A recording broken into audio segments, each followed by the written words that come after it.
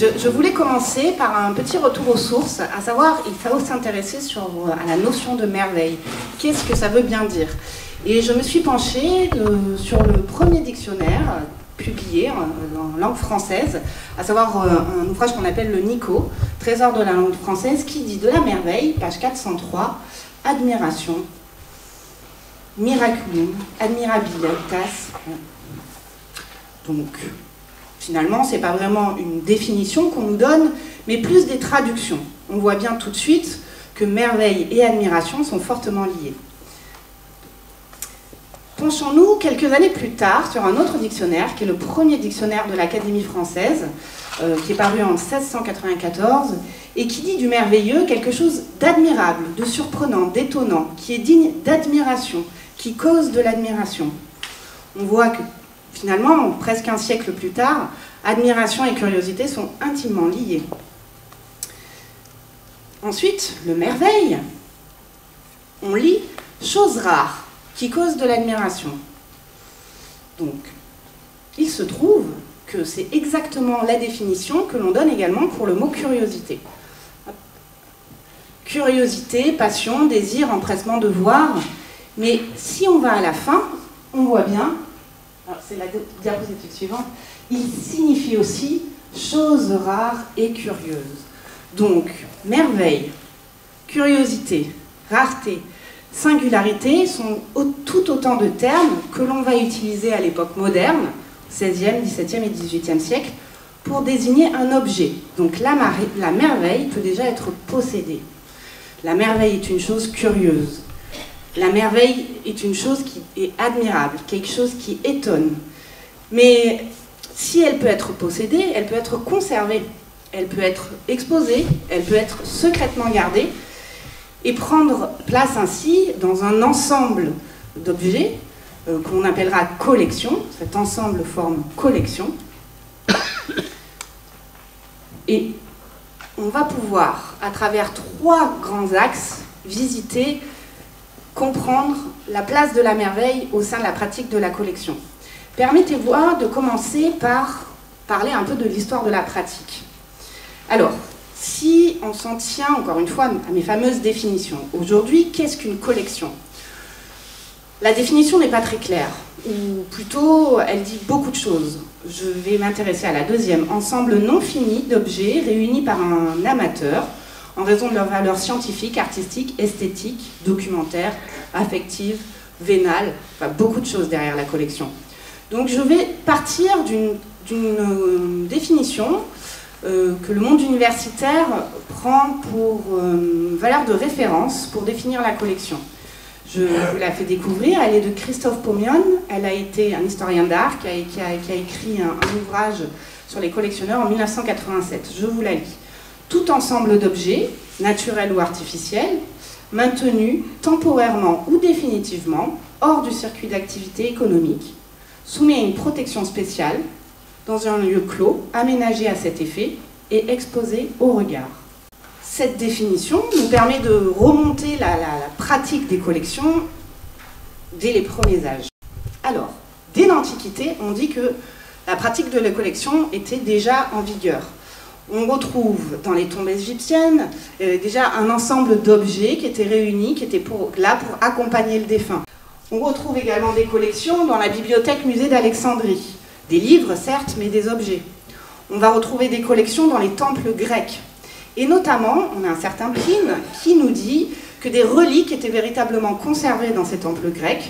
Par exemple, il parle du fragment du lien qui attachait Andromède et les os du monstre. Il parle d'une lyre, la lyre d'Orphée. Il parle d'une sandale, la sandale d'Hélène. Il parle d'œufs, les œufs de Léda. Donc finalement, merveille pendant l'Antiquité rime avec curiosité, et curiosité rime avec mythologie. Et permettez-moi d'évoquer quand même la pratique de la collection au Moyen-Âge. Il me semble que l'on doit se pencher, diapositive suivante, que l'on doit se pencher sur plusieurs ouvrages qui mentionnent des collections, ou du moins qui montrent des collections. Les livres d'heures montrent des collections, comme on peut le voir ici, où dans l'encadrement sont réunis tout un ensemble d'objets de différentes natures, crânes, plumes, médaillons, bijoux, etc. Mais je voudrais m'intéresser plus précisément à un ouvrage, diapositive suivante, qui est le livre du cœur d'amour-esprit de René d'Anjou, donc un texte qui a été écrit par le roi René lui-même, qui est une histoire d'amour chevaleresque, et un peu dans la tradition du roman de la Rose, si vous voulez. Et on considère cette œuvre comme une expression du sentiment du merveilleux. C'est vraiment on considère vraiment cette œuvre comme un ouvrage qui exprime ce qu'est le merveilleux. Et il se trouve qu'à une des pages, celle que je vous montre ici, on voit différents objets, une petite image qui nous montre différents objets réunis, exposés. Et si on s'intéresse, il s'agit d'un panier, d'une cisaille, d'une armure, d'une idole. Alors, qu'est-ce que ce sont que ces objets? Le premier objet, corbeille de Virgile. Deuxième objet, les cisailles utilisées par Dalila pour tondre Samson. Troisième objet, une selle, la selle qui supporta Aristote. On a ensuite encore une idole liée à Salomon. Et on a ensuite un métier, ce métier d'Hercule. En fait, ce sont des objets qui sont liés à des mythologies, des objets qui sont considérés comme merveilleux. Donc ici, on est dans la description et dans la monstration du merveilleux, dès le XVe siècle. Voilà. Donc on est déjà ici, avec cette image, on le voit bien, avec une réunion d'objets. On va considérer un objet autrement que par ses qualités premières. Une corbeille n'est plus une corbeille, mais c'est une corbeille digne d'être conservée. Un objet à qui on va attribuer une valeur particulière, une valeur qui va être assez importante pour qu'on décide de conserver cet objet et en plus de ça, de l'exposer. En fait, c'est des objets communs qui, par leur histoire, vont accéder au statut de merveille. Hop, diapositive suivante, on voit beaucoup mieux ici, c'est évident, la corbeille, la quenouille, le métier, etc. Les cisailles. Diapositive suivante. Alors, on a également des collections dans les trésors d'église. Voilà, je voulais vous montrer plusieurs choses, et notamment des reliques, diapositive suivante, qui sont des objets intéressants. C'est des objets, c'est un simple caillou, mais qui vont être sertis, qui vont être magnifiés, qui vont être mis en merveille pour pouvoir être admirés. Donc on est ici avec le reliquaire de la colonne de la flagellation du Christ du 1er siècle, qui est devenu un objet merveilleux. Alors qu'à la base, c'était juste un petit caillou. C'est ce qu'on voit tout en haut de la colonne. On a réuni finalement dans les églises tout un tas d'objets qui servaient de trésors, et de trésors qui peuvent être des objets d'orfèvrerie, mais qui peuvent aussi être des raretés. Ici, c'est un ouvrage du XVIIIe siècle, mais qui est la seule référence, la seule figuration d'un os qui est conservé dans une église. Alors ce que vous voyez en haut, je ne sais pas si c'est cette chose-là qui fait un arc, c'est un os. Et ce qu'on voit sur la colonne, là, sous le 56, ce sont également des os. Ce sont des os de baleine qu'on retrouvait dans une église. Voilà, 2 côtes de baleine qui étaient montrées aux pèlerins. Autre exemple, des crocodiles que l'on va retrouver dans des églises. Ici, une église de Mantoue, où on voit, je vous ai mis 2 images, l'image de gauche, on voit vaguement le crocodile qui est tout en hauteur, et à droite, l'objet en question. La diapositive suivante. Ce n'est pas qu'une pratique italienne, on trouve également des crocodiles dans nos églises, et notamment ici à Waron, qui conserve un crocodile accroché au mur, ou encore dans le Tarn, vers chez nous, à Saint-Bertrand-de-Comminges, où on voit également un crocodile. On a des objets naturels, que l'on va appeler naturalia, qui sont certes des animaux, mais à partir du moment où on va les conserver, où on va les exposer, ils prennent un caractère sacré. Et de là, ils deviennent des mirabilia, à savoir des merveilles. Poursuivons. Essayons de voir un peu ce qui se passe du côté de l'intérieur de ces cabinets. Évidemment, je serai ouverte aux questions ensuite. J'essaye de vous dresser un portrait de la merveille sur 2 siècles, c'est pas évident. Alors, on voit des objets qui sont réunis, on voit des objets qui sont réunis dans des églises. On voit des objets qui ont été réunis en Antiquité dans des temples. Mais finalement, la pratique de la collection chez le particulier arrive assez tardivement. On se situe, on va dire, au début de la Renaissance. Et la pratique va d'abord se dérouler chez les grands, chez les plus grands seigneurs, parce que, notamment, vous en connaissez peut-être, à savoir Isabelle d'Este, donc c'est un portrait réalisé par Léonard de Vinci, grande collectionneuse qui avait conçu un studiolo dans lequel elle rassemblait un certain nombre d'œuvres d'art, mais aussi des antiquités, des objets miraculeux, j'y reviendrai, des naturalia, qui est la grande représentante des premiers collectionneurs dans le sud de l'Europe. Mais d'autres collectionneurs se font aussi connaître, ce sont les Habsbourg. Hop, diapositive suivante. Et vous connaissez peut-être Rodolphe II de Habsbourg, grand prince, et qui était grand amateur d'art. Peut-être on connaît plus ce tableau qui est en fait un portrait de l'empereur lui-même. Et cet empereur, c'était un grand amateur de curiosités. Et la pratique de la collection de curiosités devient une pratique courante chez les plus grands princes. On parle de l'Italie, on parle des Habsbourg, mais on peut parler aussi de la France, Louis XIV, et une pratique qui se poursuit ensuite les siècles suivants chez les plus grands. Poursuivons. Essayons de voir un peu à quoi ressemblait un cabinet de curiosité. Alors, un cabinet, ça peut prendre plusieurs formes. Ça peut d'abord être un meuble, un simple meuble. Un meuble qui peut avoir des tiroirs, toujours un très beau meuble, marqueté. Ici, un cabinet du XVIIe siècle marqueté d'ivoire. Ça peut prendre également une forme un peu plus poussée. Plus on avance dans le temps, plus les cabinets étaient des objets extrêmement travaillés, avec des matières les plus précieuses possibles. Et c'était surtout des meubles très complexes. Prenons celui-ci, qui est un cabinet du XVIIe en ébène, conservé au Louvre. Voici le meuble fermé. Déjà, on est surpris par la qualité de la sculpture.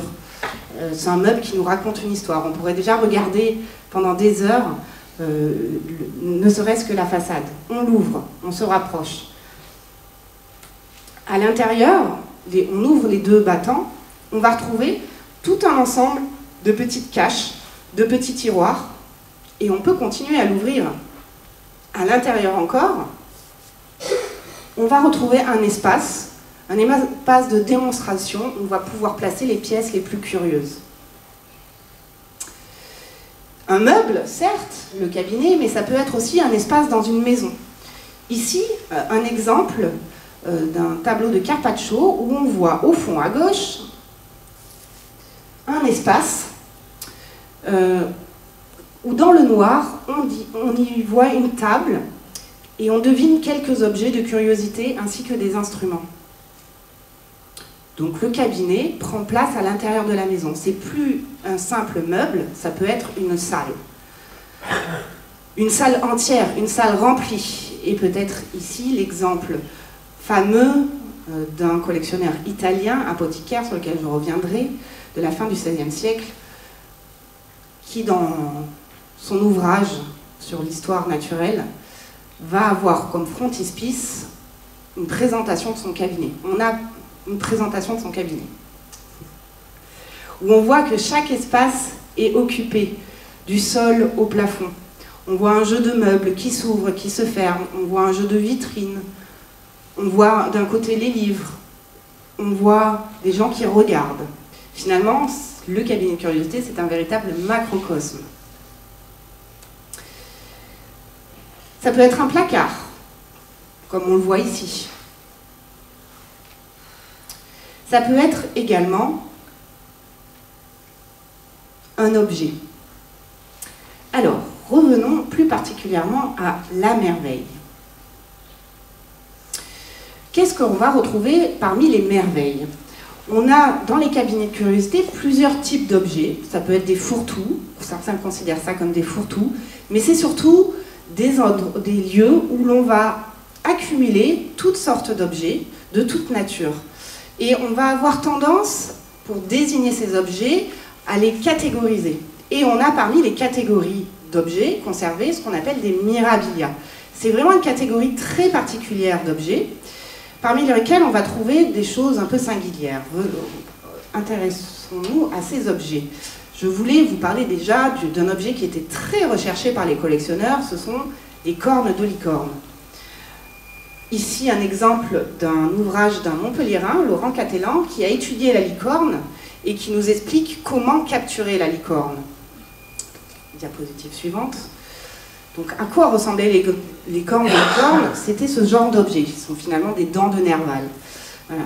Pour vous donner une idée, dans l'inventaire de Laurent de Médicis, en 1492, la corne de licorne vaut 6000 florins, tandis qu'un tableau de Fra Angelico, pionnier de la peinture italienne, primitive italienne, un tableau de Fra Angelico vaut 100 florins. Donc ça montre bien toute la différence, c'est toute la valeur qu'on peut accorder à ces licornes, qui étaient très rares, très difficiles à attraper. Il fallait en fait la faire venir, la licorne, avec une vierge. C'est Laurent Catelan qui nous raconte ça. Autre exemple, la mandragore. La mandragore fait partie des mirabilia. La mandragore, c'est une racine anthropomorphe qui ressemblait à un petit homme, et qui était très difficile à attraper, qui était très dangereuse, parce que si elle se mettait à crier, on pouvait en mourir. Et cette racine, elle était très recherchée, parce qu'elle avait la particularité de parler, et on pouvait lui poser des questions sur le futur. Autre exemple, le rémora. Le rémora, c'est un poisson qui est rempli de légendes, puisque, à la force de sa bouche, il pouvait arrêter un navire. Et là, c'est notamment un Montpelliérain qui s'appelle Rondelet, qui nous raconte toute la difficulté de conserver les rémoras et surtout d'en attraper, de s'en procurer. Peut-être dernier exemple, la rose de Jéricho, qui est une rose qui avait la particularité de s'ouvrir quand une femme allait accoucher.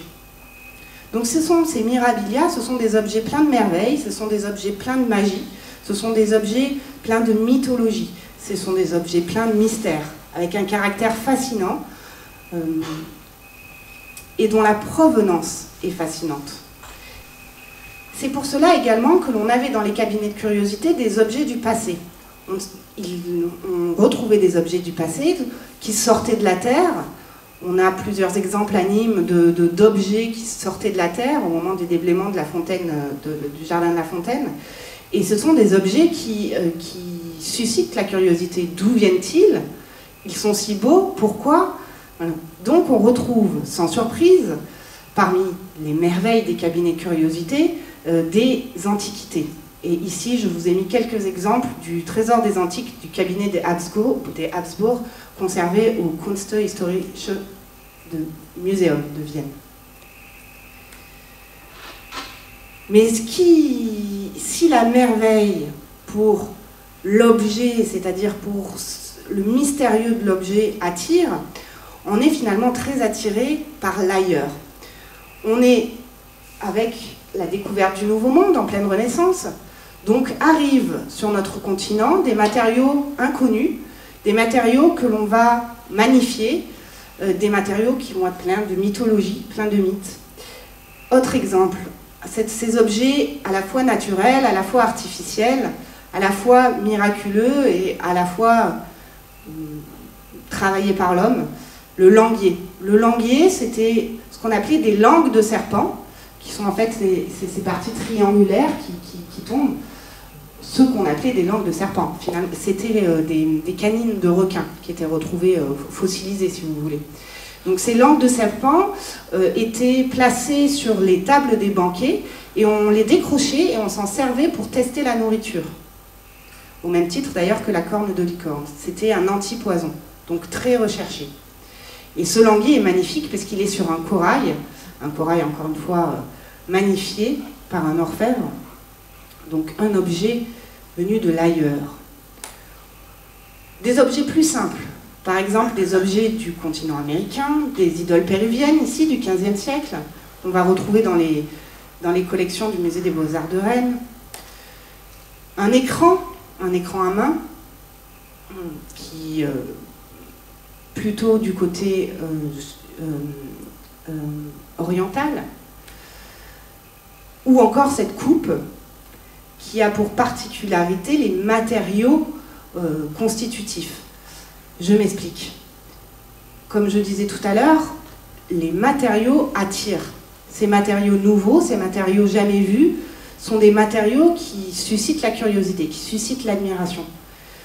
Autre exemple avec l'ivoire et des techniques très particulières. Ces matériaux, on va apprendre à les manipuler. Objets très recherchés dans les cabinets pour leur complexité, ce sont les boules de Canton, qui sont des objets tournés et réalisés à partir de défenses d'éléphants. Alors, tout un ensemble ici d'objets, je vais m'y arrêter. Peut-être vous connaissez cette statuette de Daphné qui est conservée à Écouen et qui, encore une fois, allie un objet naturel, une naturalia, à un objet artificiel avec le trésor d'un orfèvre qui a finalement embelli l'objet naturel. Autre exemple qui était dans la collection des Habsbourg, une coupe en corne de rhinocéros avec corne de phacochère. Un objet naturel, magnifié. Une coupe en noix des Seychelles, une simple noix de coco, magnifiée et sculptée. Un objet, comment l'appeler, une sculpture réalisée à partir d'un œuf d'autruche et de coraux. Un œuf d'autruche, objet de curiosité, corail, objet de curiosité, magnifié. Et enfin, peut-être, le bézoard. Le bézoard qui est aussi un objet à caractère un peu particulier, un objet un peu magique, c'est un calcul. Hein. C'est un calcul qu'on retrouve autant dans le ventre des humains que le ventre des animaux. Mais on pensait qu'on ne trouvait ces objets que dans les nids d'aigles. Et il a des vertus magiques, anti-poison aussi. Et plus il était gros, plus il était précieux. Donc on le magnifiait également grâce au travail de sculpteurs et d'orfèvres. Ah si, dernier exemple, peut-être le nautile. Le nautile était un objet venu de l'ailleurs qui provoquait admiration. Le nautile est un objet qu'on va encore rendre plus admirable, et notamment avec un travail très pointu d'un dessinateur.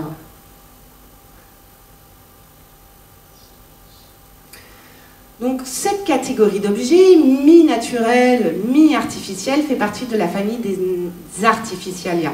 Les artificialia, ce sont ces objets qui avaient pour destination de provoquer l'admiration.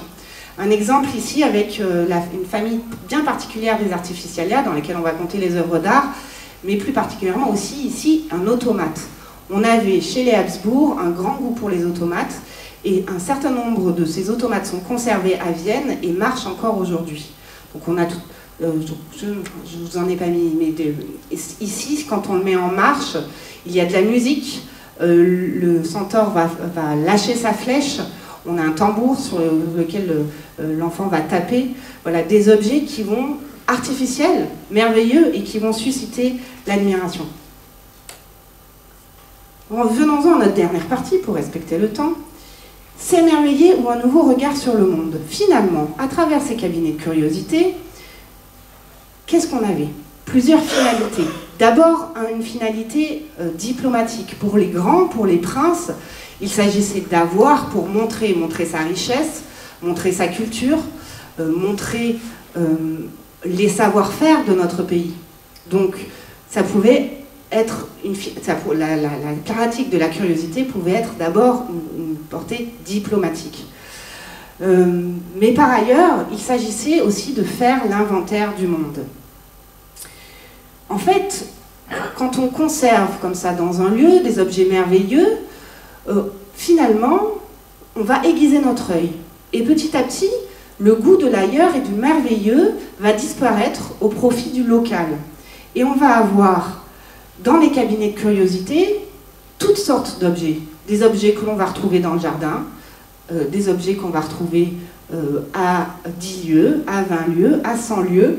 Et ce qui est intéressant, à travers les cabinets de curiosité, ça va être de montrer cette diversité créée par l'homme et surtout créée par Dieu. Donc on voit ici, on a toutes sortes d'objets venus autant de près que d'ailleurs. Un crocodile venu d'ailleurs, mais peut-être un crabe venu des côtes italiennes. Ce fameux Ferrante Imperatro, très connu par ce frontispice, est d'abord un véritable savant. Et son ouvrage, dans lequel on va avoir ce frontispice, est un véritable catalogue du monde, puisqu'il va, à travers un ensemble d'images, expliquer tout ce qui va, tous les objets de sa collection. L'idée étant d'essayer de connaître toute la richesse de la création divine et toutes les richesses du monde, faunistique, floristique. Autre exemple, du Aldrovandi, où on va voir finalement les cabinets de curiosité vont donner lieu à des véritables traités, des traités qui vont faire inventaire du monde.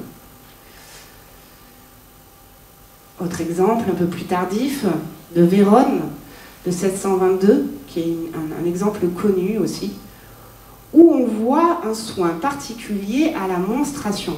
Tout est bien classé, tout est bien ordonné, puisque finalement, c'est un peu l'avantage des cabinets de curiosité, on a un panel d'objets que l'on va pouvoir rassembler par famille, par ressemblance, par type. Et parfois, on va pouvoir spécialiser notre cabinet de curiosité. Un exemple ici d'un Danois, Ole Worm, qui est connu pour sa collection d'objets exotiques. On voit au fond un petit personnage avec en fait, c'est un costume d'un Inuit. On a des armes. On a un canoë au plafond.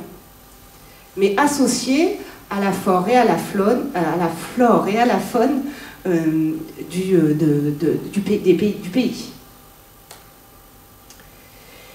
Mais on va pouvoir aussi, avec ces cabinets de curiosité, magnifier. C'est-à-dire que les cabinets de curiosité étaient aussi des espaces où on allait pouvoir mettre en scène le monde. Et on le voit bien ici, avec ces armes qui sont parfaitement alignées, une symétrie qui est parfaitement bien respectée, des cases pour classer. Alors, autre exemple d'un objet qui a suscité vraiment l'émerveillement, l'admiration, la girafe, ou encore le rhinocéros, une gravure de Dürer qui est connue. Et peut-être un exemple français qui nous a laissé Paul Contant de Poitiers, qui nous a laissé en 709 en fait, un catalogue de sa collection qu'il intitule « Le jardin et le cabinet poétique », où si on a des vers sur le cabinet de curiosité et ses vertus, on a également un véritable catalogue du monde, à savoir ce qu'il avait dans sa collection sous forme d'images. On va avoir également, je voulais vous présenter quelques pièces qui sont issues de collections, notamment des collections montpelliéraines, avec ici une planche de l'herbier Chirac.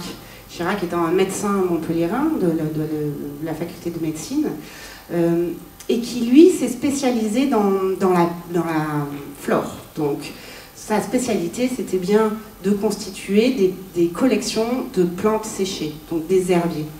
Aujourd'hui cet herbier est classé monument historique et il est conservé dans le deuxième plus grand herbier de France, à savoir l'herbier de Montpellier, qui est situé juste derrière le jardin des plantes. Voilà un exemple qui est de planche, autre exemple intéressant, puisqu'on a non seulement l'échantillon, mais aussi en haut la description. Car c'est bien ça, les cabinets de curiosité, c'était un nouveau regard sur le monde, mais c'est aussi une nouvelle manière de l'observer. Et toutes ces images que l'on va avoir des cabinets de curiosité, issues des cabinets de curiosité, qui prenaient part dans les cabinets de curiosité, démontrent que l'homme va se mettre à observer scrupuleusement. Et c'est ce que l'on va retrouver dans un genre pictural particulier qui a été très en vigueur chez les Flamands, qui sont les cabinets d'amateurs. Et on va retrouver ici toutes sortes, le principe du cabinet de curiosité, un mélange d'objets, mais également au fond des personnages qui sont en train de discuter. Je passe rapidement. Le cabinet de curiosité, c'est bien un endroit où on voit le monde, c'est bien un endroit où on va l'étudier, et c'est bien un endroit où on va pouvoir discuter. Et c'est ce qu'on voit sur ces images. C'est un endroit de discussion et d'explication. C'est la naissance des sciences. Ça va donner lieu au XVIIIe siècle à des lieux d'études et des figures très particulières que sont les naturalistes, que sont les antiquaires dans leur définition ancienne. Donc on n'est plus dans le cabinet de curiosité au XVIIIe siècle dans un lieu d'émerveillement, mais c'est un lieu qui sert de débat, qui sert d'étude, qui sert de lieu d'observation méthodique et qui va donner lieu à l'avènement de la systématique. Il s'agira de bien décrire chaque échantillon. Et donc c'est les cabinets de curiosité, ce goût pour l'émerveillement, qui va donner lieu à la République des sciences. Voilà, donc l'histoire des collections démontre bien que celles-ci sont pleines de vertus. Elles forgent l'observation, elles vont susciter le questionnement, elles vont participer à la mise en place de classements. Et finalement, ça va être vraiment la merveille qui va fonder un savoir appliqué tant à l'histoire, mais aussi à l'art elle-même. Voilà. Donc aujourd'hui, la pratique des collections, on est vraiment sorti de ce champ, mais l'idée pour le collectionneur, c'est quand même de s'émerveiller. Merci beaucoup.